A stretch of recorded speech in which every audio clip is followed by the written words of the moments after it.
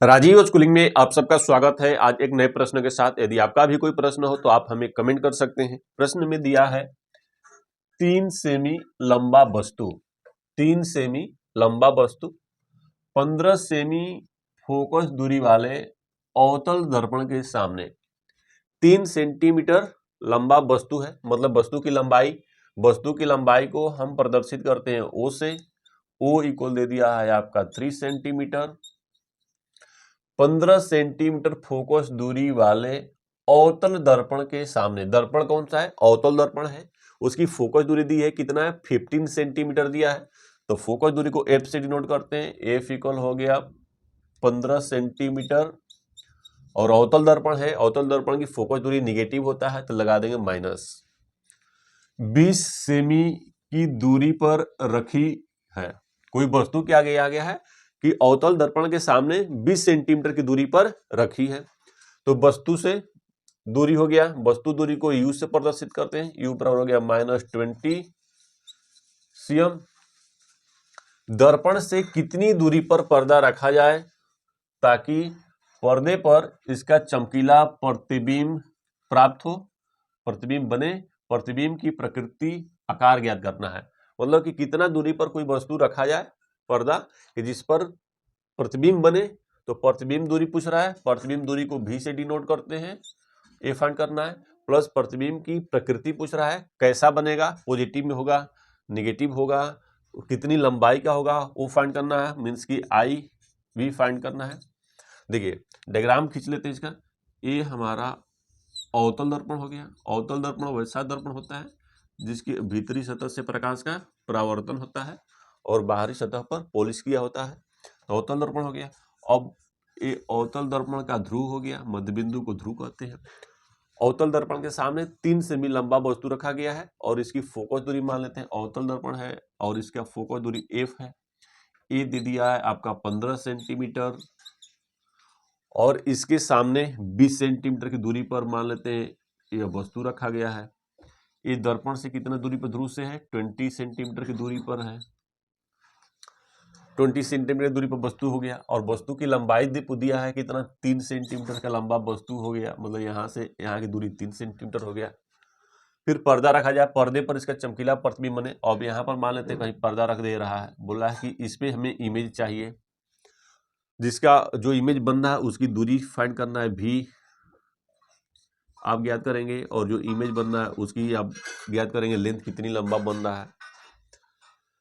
तो इन सबका आपका ये ओ दे दिया, एफ दे दी, यू है, भी है। फॉर्मूला आप जानते हैं कि दर्पण सूत्र होता है 1 - 1/u = 1/v। तो 1/v इक्वल हो जाएगा 1/f - 1/u।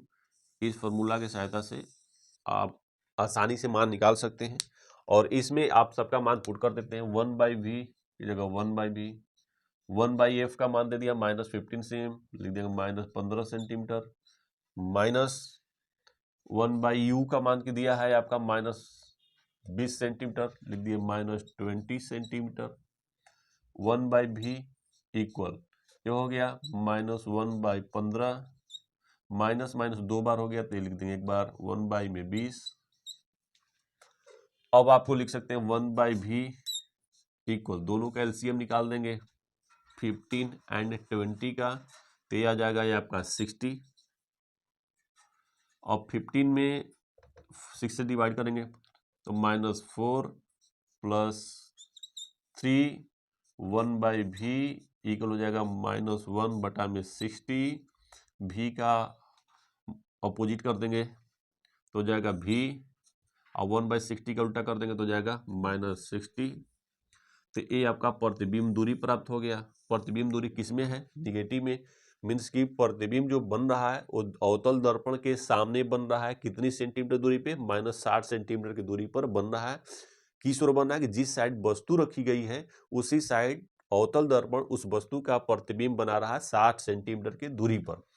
अब आपका प्रतिबिंब दूरी फाइंड करना है तो आवर्धन m बराबर जानते हैं -v/u होता है। फिर आवर्धन बराबर प्रतिबिंब की लंबाई अपन में वस्तु की लंबाई होती है। दोनों इक्वल कर देंगे क्योंकि लेफ्ट साइड इक्वल है, तो -v/u इक्वल प्रतिबिंब की लंबाई i, अब वस्तु की लंबाई o। अब यहाँ से सबका मान रख दीजिए, माइनस भी का मान आपका दिया है माइनस, और v का वैल्यू निकल रहा है आपका 60 माइनस 60, u का मान आपका दिया है माइनस 20 सेंटीमीटर, माइनस रख देंगे 20, इक्वल i का मान आपको फाइंड करना है, इमेज ऑब्जेक्ट की लंबाई आपको दी गई है 3 सेंटीमीटर 3 सेंटीमीटर। देखिए सबके साथ सिंबल रखते हैं। इसमें क्या हुआ कि वस्तु की लंबाई 3 सेंटीमीटर है, इसको प्लस के प्लस रख दिए, माइनस क्यों नहीं किया गया, क्योंकि ये भी तो ध्रुव से पहले रखा गया। लेकिन इसमें कंडीशन ये होता है कि जब वस्तु सीधा हो तो पॉजिटिव में होता है, या जब वस्तु उल्टा रखा जाए तब निगेटिव में होता है।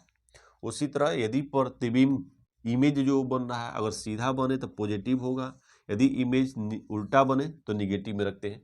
तो वस्तु हमेशा क्या की जाता है, मुख्य अक्ष पर सामने ही रखते हैं, सीधा रखते हैं, इसलिए वस्तु की लंबाई हमेशा प्लस ली जाती है। और प्रतिबिंब की लंबाई जो होती है प्लस माइनस दोनों होती है। क्यों? यदि प्रतिबिंब सीधा बनता हो तो वो प्लस में आएगा, यदि उल्टा बनता है तो माइनस में आता है। अब देखते हैं यहाँ पर हमारा किस में आएगा, तो माइनस माइनस हो जाएगा आपका प्लस, तो हो गया 60 अपन में 20 माइनस में हो जाएगा, इक्वल i अपन में 3, सबका देखिए 0 से 0 कट गया, i का वैल्यू आपको फाइंड करेंगे तो यहाँ से 2 से भी कट जाएगा 3 बार में, मीन्स के -3 इक्वल i अपन 3, तो i इमेज इक्वल हो जाएगा -3 इंटू 3, मीन्स की इमेज की जो लंबाई हो जाएगी -9 सेंटीमीटर होगा। तो प्रतिबिंब कैसा बन रहा है, माइनस में आ रहा है, मीन्स की प्रतिबिंब जो बन रहा है पर्दे पर वो उल्टा बन रहा है, नीचे की ओर बन रहा है। और किस साइड बन रहा है, दर्पण की तरफ ही बन रहा है, मतलब जिस साइड वस्तु रखी गई है उसी तरह बन रहा है। यदि आपका भी कोई प्रश्न हो तो आप हमें कमेंट कर सकते हैं। इस प्रश्न के लिए कमेंट आया था अमेठी से राम प्रताप सिंह, सीताराम जी का, राजू मिश्रा का और कविता राय ने किया था। गोंडा से सिंटू मंडल, अनिल सोनकर और मृत्युंजय प्रजापति और राधे श्याम गुप्ता ने कमेंट किया था।